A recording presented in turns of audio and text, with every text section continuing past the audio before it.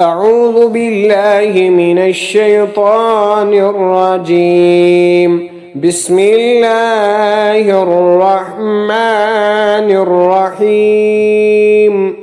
ألم نشرح لك صدرك ووضعنا عنك وزرك الذي أنقذ ظهرك ورفعنا لك ذكرك فإن مع العسر يسرا إن مع العسر يسرا فإذا فرغت فانصب وإلى